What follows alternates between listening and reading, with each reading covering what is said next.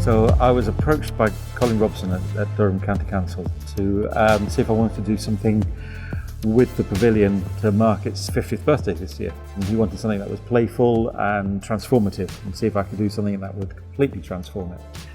The fact that it's in the heart of a community, you're taking art and you're taking it to people where they live. You know, you're right next to people's houses, but actually being in the middle of a residential area like this, it just doesn't happen, and that's, you know, it's a privilege in a way to kind of do that. And it's interesting talking to people and their reactions as well, and their stories that connect with the sense of place as well, and so it's a very, very human environment because it's very connected with people.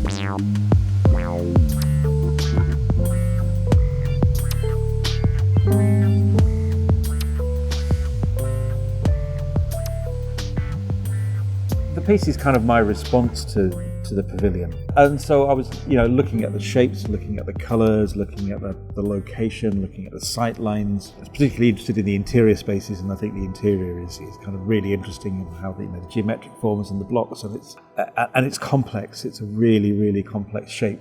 There's no symmetry in it, so I kind of wanted to do something with that to transform it. The Apollo aspect was interesting. Apollo was always a working title for this because I'm on the Apollo Pavilion and it's kind of stuck. But obviously it's about 1969, it's about the Apollo space missions. That's where the name is coming from. So one of the things I wanted to do was the entrance into it. I wanted to use a viewing point as an entrance, and it's purposely off-centre as well, looking at the off-centre geometry of the building. So what I wanted to use was a moon gate, and a moon gate is a circular kind of gateway that they use in Chinese garden design, which is all about sense of reveal, which is essentially what the piece is about, and particularly in this environment as well, and how it reveals itself in all the different views. Well, it was completed in July, or we think just about July 1969. Obviously that coincided with what was probably the most exciting event of the 1960s, which was the Apollo 11 moon landing. Looking at the Earth from the surface of the moon is a different perspective on the Earth, of where we are, so to speak, the place we occupy. So there's a kind of parallel or analogy there to make that connection between that event in that perspective and what Pasmore is actually trying to invite us to do in terms of bringing art into daily life, in a sense, or certainly the aesthetic realm way of looking.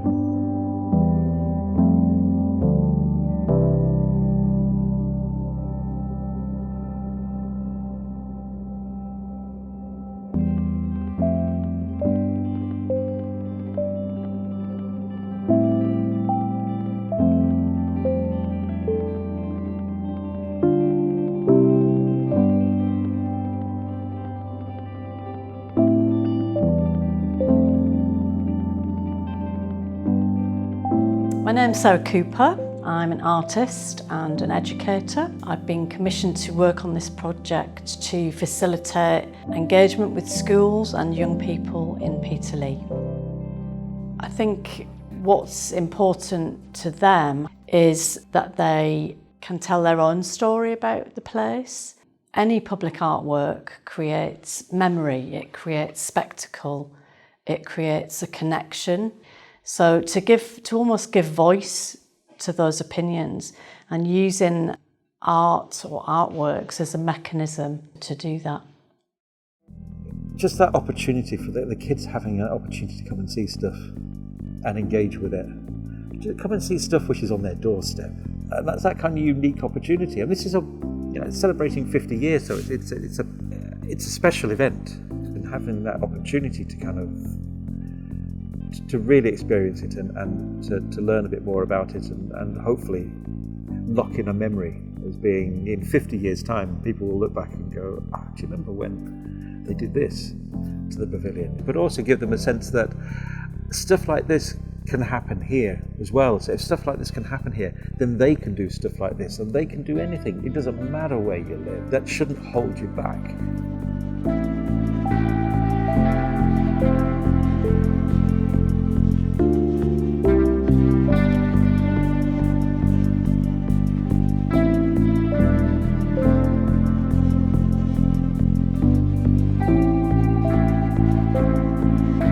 Because it's such an important piece of cultural heritage, it is recognised internationally. It does allow us to use it as a catalyst to creating works, projects, programmes of work like this. Our first thing is there are no right and wrong answers to what we're doing here. You just need to kind of explore it and follow the thread as it emerges. So what we're doing when we're going in with these kind of projects and bringing artists in is something quite different, and it just opens up the scope for the imagination and to be creative and to play.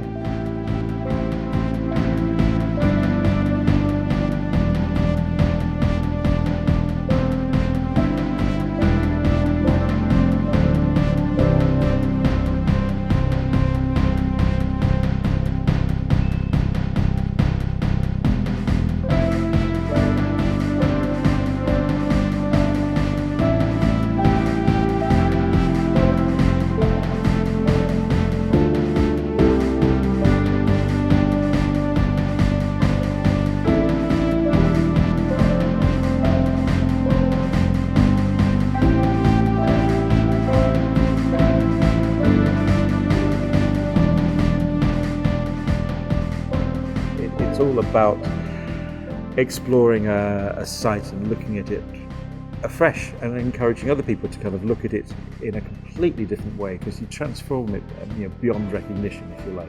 It's not just about transforming the pavilion beyond recognition, it's about transforming the site that the pavilion sits in and this part of Peterlee. And so people see this little area completely differently.